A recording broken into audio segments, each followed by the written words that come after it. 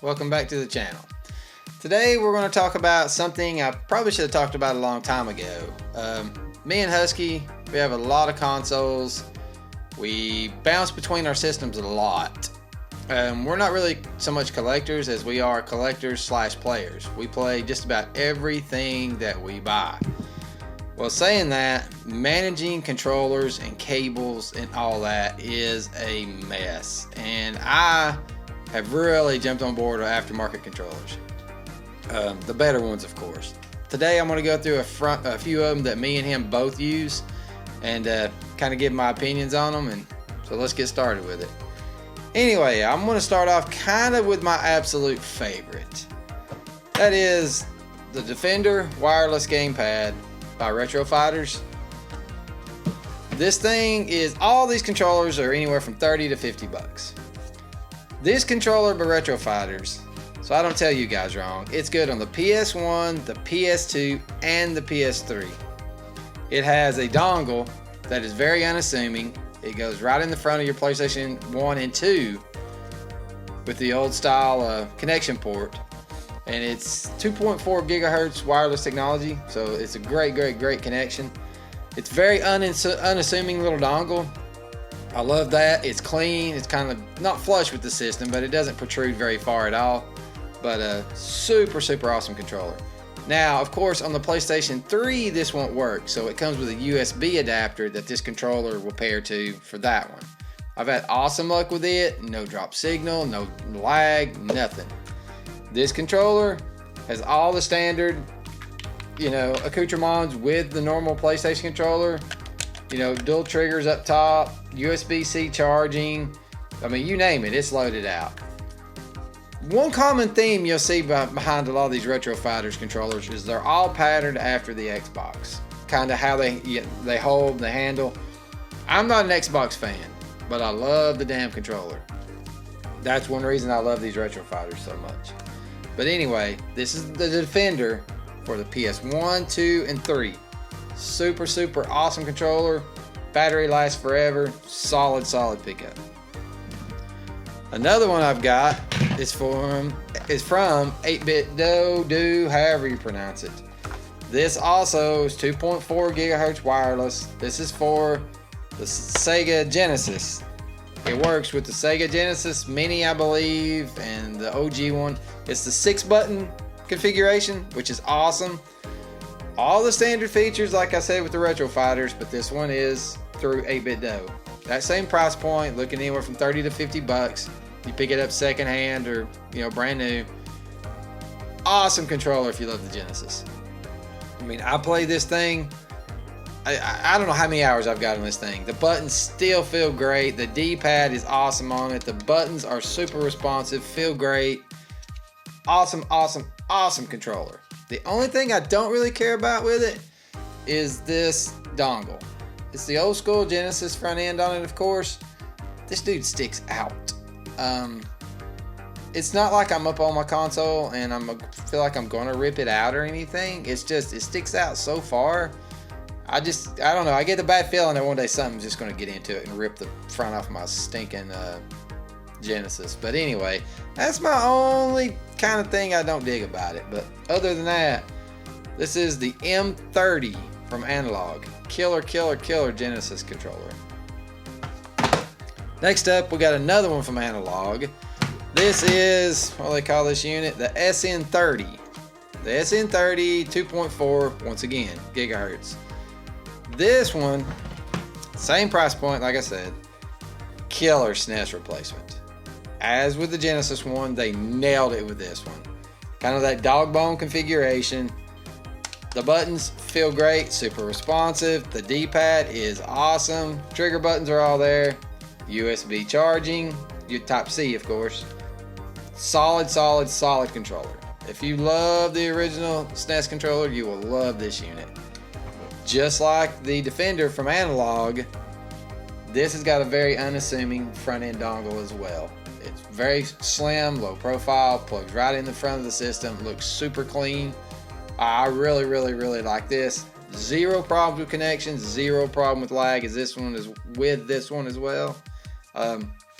Super solid pickup, man. If y'all are looking for a good SNES replacement, because I know people play the piss out of the SNES, this is the one to get. Next up, my personal favorite, the GameCube. This is the Battler GC, once again from Retro Fighters. 2.4 gigahertz again. This one is the one that people will probably be the most controversial about. This controller, little bit slimmer feel, flatter front panel on it. You've got your offset sticks, kind of like the GameCube had on it. Of course, your buttons are the same layout as the original GameCube.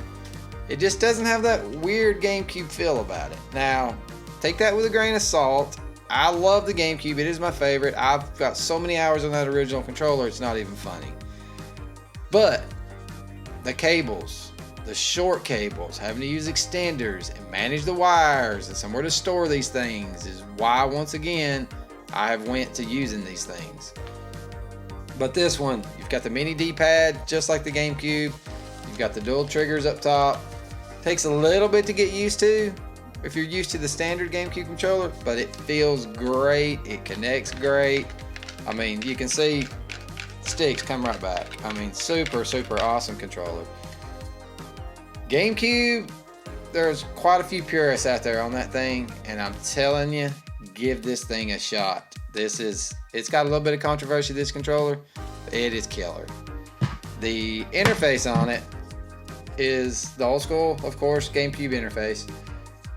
This one goes up instead of protrudes, and I like that they did that. They have more surface area on the front of the GameCube, so it's a way cleaner look, and it kind of gives you that old school kind of wavebird look on the front of it. Super, super cool.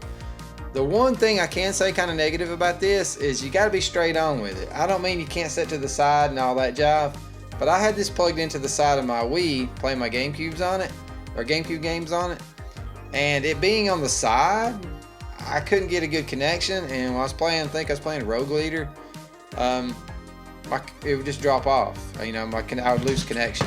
But when I rotated the Wii around and it was more of a straight on, it picked the signal back up. So the hell with all that. I just started playing the games back on my GameCube, and this is plugged in the front, so the problem went away. But that's the only thing I'll tell you about it. If you've got some kind of weird setup with your games, and you've got the GameCube in something, or the Wii in something, and this is going to be the side and hidden, you probably won't get this thing to connect to it. Anyway, I mean, if that's the biggest gripe I got about it, we're doing good. Alright, the last one on the list. This one's great and crazy at the same time. The N64. This is the Brawler 64 from Retro Fighters as well. 2.4 gigahertz, connecting technology, all that jive. Same old, same old. Same price point, I think this one, it's newer, so I think it's pretty rock solid around the $50 mark. This is her. Kind of weird how they decided to, cut these little angles here and stuff. It doesn't interfere with how it feels. I mean, because most of the time your palm's up here on the top anyway, so you don't get into those edges. As you can see, the button configuration that we're all used to, which is trying to pair now. But got your D-pad, this is the biggest deal right here. We're used to down here having to flick that unit. Up here, we've got this now. The same old, for your left and rights, all that jive. This one is going to come down to just what you want. Some folks love the N64 controller, some folks hate it. All these controllers, for me, are not about hating the original controllers. It's about functionality, keeping the room clean, and no cables, all that kind of job. So, I personally dig this more than the N64 controller. You may not, but I'm coming at it from the perspective of neatness and cleanliness and all that job with the room. I love this, but the only thing that I don't like about it, as you'll see, there's nowhere to put a rumble pack. Well, you've seen the slimness of the SNES. You've seen the slimness of the interface of the GameCube. You've seen the slimness of the Defender. Now comes this beast. This plugs into the front of your GameCube, or shit, your 64. Now, this is a mule. Alright, this unit sticks out a good 3.5 inches, something like that, 3.5 inches from the front of that thing. It's offensive. Alright, now the reason they done that, as you can see there, it's got that port. This is an aftermarket rumble pack that I'm not too crazy about, but you can see your rumble pack plugs in to that unit. Then it transmits your rumble feature to your controller. That's a beast. I mean, that is a beast. And then on top of that, you got to throw some batteries in there. Makes it super heavy. You know, for a controller port thing. I don't like the stress that it's going to put on there with that rumble pack. Rumble is not a deal breaker for me on classic consoles. So most of the time I just leave it out and just play it like that. This is the only thing I don't like about the controller. This is an abomination. I've almost thought about taking the daggum hacksaw and just cutting the front off of the thing to slim it up, because I'm not going to use this anyway. But if you're a rumble guy and the rumble's a really big deal for you on the N64, the brawler may not be for you. I'm trying to think if anybody makes one that does plug in the front.